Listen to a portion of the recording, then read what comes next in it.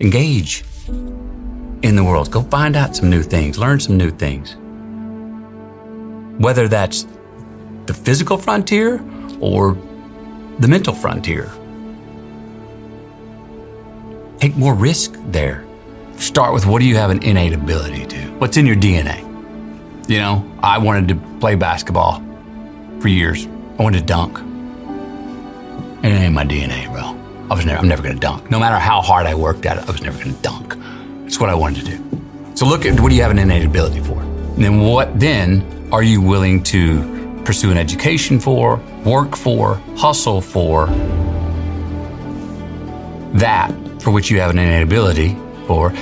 And if we're gonna talk about making a living, is that which you have an innate ability for and now have educated yourself, your talent, to have a talent for, is that, and how can that be, something that the world demands? Because it's supply and demand. Boy, if you can end up doing something you got an innate ability for, plus you become really good at it and you learn the craft and the world demands it and you can supply it, there you go. But some of us have innate ability, but we're not willing to, we don't work for it. We don't improve our skills. We kind of rely on what we got and it kind of become middle of the field and sometimes I don't have the ability for it, but I'm gonna learn a new craft and I'm gonna hustle at it. And then actually, when we get good at something, we kind of can start to go, oh, I didn't know I loved it. I didn't like this anymore, but I like it now. It starts to feel good to do over and over. I was lost, man. I'm lost. I'm writing 16-page letters to myself and I'm returning them with a 17-page letter. About what? Huge existential questions mixed in with, oh, everything is going great, trying to talk myself into keeping my head up, you know what I mean? And I said, okay, if I can't do what I want to do, I'm gonna quit doing what I've been doing. Cut the shit, McConaughey. Quit giving yourself that out, that parachute, even though you may have it. I needed to strong arm myself, put my damn hands on the wheel, look in the mirror and go, it's on you. Because it is time to become a man. Walk forward, peripheral vision, get it. Own yourself, walk forward with more courage, and start becoming the man you want to be instead of acting like it and putting it off. Work ethic, hustle, hustle, hustle. I can't, I hate, and lying were 3 things that you got in trouble for. So what did I learn from Don't Say Can't? That unable to do something, you can, even if you can't pull it off, you can go find help, which means you were just having trouble. What did I learn from getting a butt whooping for saying I hate you to my brother? Well, what I was learning is the antonyms to those words. Because saying I can't, lying, and saying I hate you were bringing me pain. So the opposite must bring pleasure, right? Tell the truth, love, and believe that you can. Those were the values, how I remember them getting instilled in me. And to this day, I still have them. Trying to transfer them to my kids as well in a different way than my parents did. Anything exterior should not give you your identity. Why are you gonna watch someone doing something when you can go out in the world and do it yourself? Belief is a verb. Do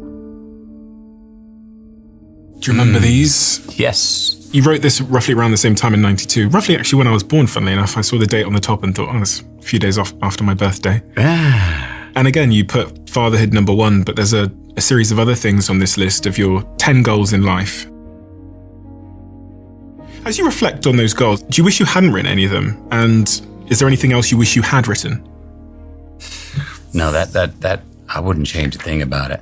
10 goals in life: become a father, find and keep a woman for me, keep my relationship with God, chase my best self, be an egotistical utilitarian. Take more risks, stay close to mum and family, win an Oscar for Best Actor, look back and enjoy the view. Just keep living. I don't know what I'd add to that. One of the things that you've talked a few times about is this idea of like you needing resistance. Yeah. You've said it 2 or 3 times. Yeah. And we're going back to what it is to be a man and what it is to be a well-orientated, stable man. Needing resistance. Is that a goal to aim for? Or is that... I think it's just a necessity for having more than just an individual life, the top of the high rise, You got to have some resistance to have some form. You got to push off of something to go somewhere.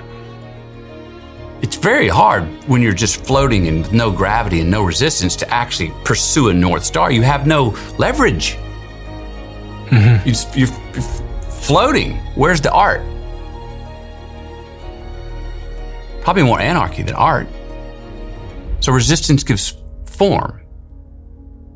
Heard great artists say this: limitations reveal style. Resistance. It's like in green lights. If life's just nothing but green lights, if you got no yellows and reds, no reasons to pause or crises that stop you, resistance? What are you just gonna go in circles? Till you run out of gas and get dizzy? I don't see that. How do we evolve or devolve without resistance? Now, picking the right resistance is an art in itself. It's challenging. I've been clumsy with it in my life. Especially when I got famous and got success. Man, enough people telling me I love you and the caviar and the champagne. I was like, what the shit? Why me? I don't deserve any of this. What did I things up on purpose just to say, like, I tripped myself running downhill so I could bloody my own nose and go, now I can feel. Okay, now my heels are on the ground. It was clumsy. So I don't think we need the kind of resistance that we create that can harm us or get in our way for getting in our way's sake, because I've come to learn, and I think we all are, no, when things are going really well, resistance is gonna come. If you have any ambition, resistance is gonna come.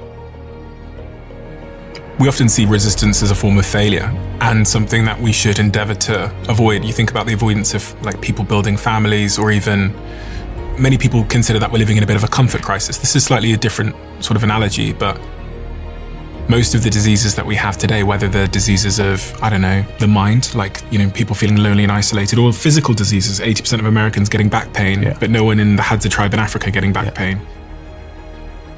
They're all a consequence of us continually choosing comfort, which is a short-term friend but long-term enemy. And resistance, I think, is something increasingly we can choose, opt out of. It's a choice too. Can I hit a little poem that's on this subject? It's called Tips Included. And I wrote this based on participation trophies, entitlement, how too much of something can be just as harmful as not enough, how we all need good fortune, good fate, and charity sometimes, but we shouldn't rely on that. Okay? Called Tips Included.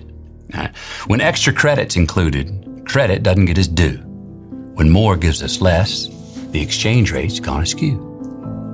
When amnesty is offered going into the crime, we're more bound to commit it because there's no fine. We start playing to tie instead of going for the win, when participation's the trophy for every cow in the pen. If I stay on the porch because you picked up the slack, when you look over your shoulder, I can't have your back. If there is no curfew, we're gonna stay out all night. No tab at our bar, we're gonna get drunk and start a fight. All these long lenses got us losing our sight. You keep lifting it from me, I'm gonna lose all my might. When a 4-star duty suits a 6-star rate, we take our hands off the wheel and rely on fate. Eating all we can at the all-we-can-eat buffet gives us a 3.8 education and a 4.2 GPA. We steal from ourselves and get away with the scam. What's the measure of merit with less give a damn? These unlimited options sure have me confused, while all the conveniences are keeping me properly lubed. In this red light district with the horror of inflation, the ROI's math don't pay for vacation. So let's just admit it, this extra credit's quite a fluffer, because when the tip's included, the service will suffer. The conveniences, the long lenses, everything's like, and we've out-convenienced ourselves. What's AI gonna do to us? Talk about convenience. How much, and I wanna keep hearing studies, I wonder if you have an opinion on this, how much of you coming up with an idea and then writing and rewriting it, thinking about it. No, that's not our sort of, oh, no, this is what I really mean and how to get it. How much of that is really valuable to get it beyond just an intellectual idea, more valuable than just going, there it is. Because what comes out of AI, incredibly impressive. Our hunch is that, we can use it for like signpost to help us. Oh, that's good. Thank you for helping me organize. But there's a value to us going through the sweat equity of learning something. The studies have just come out using different things like ChatGPT have actually proven what you've just said to be true. That when people use AI to produce a piece of work, not only can't they recall what they've made, but they also start speaking in language more like the AI, so they start to lose their own voice. People like Richard Feynman, the physicist, has said the best way to learn something is to learn it and then to go through the pain of writing it, condensing it down to a simple truth like you do so often in your new book, Poems and Prayers, and then sharing it with the world and then getting the feedback. And if the world understood it like you meant it, like that poem you just shared, you understand it. That's evidence that you get it. Right. So I think AI is going to be great for me saying something to you, but not learning something myself. And I think if you want to defend creativity and innovation and the ability to think, you actually have a huge opportunity, which is to go left when everyone's going right. Right. And it goes to what you were saying there. You were talking about be careful when you mess with incentives. Like be careful when you choose the easier road. Be careful of the unintended consequences. And AI is a prime example of an unintended consequence of you taking the easier road today. Look, I still got to learn how to take a vacation because, there's sometimes when the wind's at our back and we've earned it. Mm-hmm. There's sometimes when it's easy street and it's like, don't interrupt this, man. This is a sweet ass song. Trust that the hill's coming. Again, don't be so impressed with this and what I have to do is so fall into when things are going really well, I go, there it is. That's the mean. No, it's not. Not with any ambition, it's not. Or not with life happening, it's not.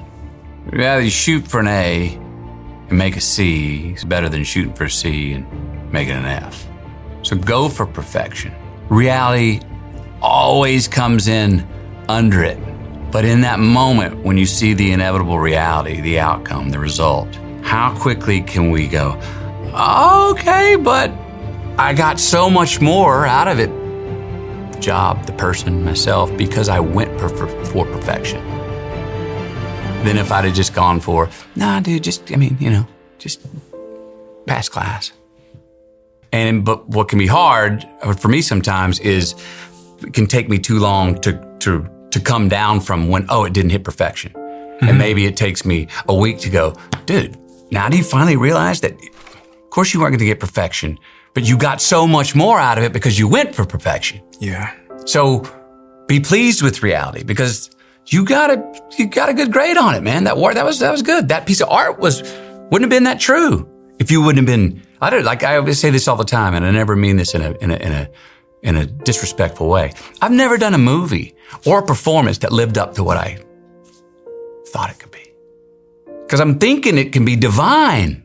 It comes out, maybe majorly inspiring, may speak to masses, may even have some magic to it, but I don't think it's divine.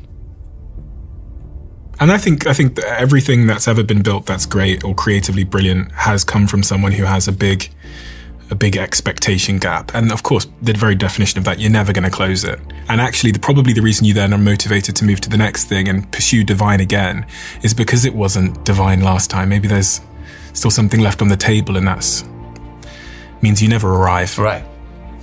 But if you can find something that can keep you going, something, no matter how small, to look forward to and continually have faith in and chase, well, then your life here will be better than it is now, heaven or not. What do I need to understand about your earliest context to understand who you are, the values you have, and the perspective that you view the world with? earliest on, basic values of respect yourself, respect others. Give a damn about yourself, give a damn about others.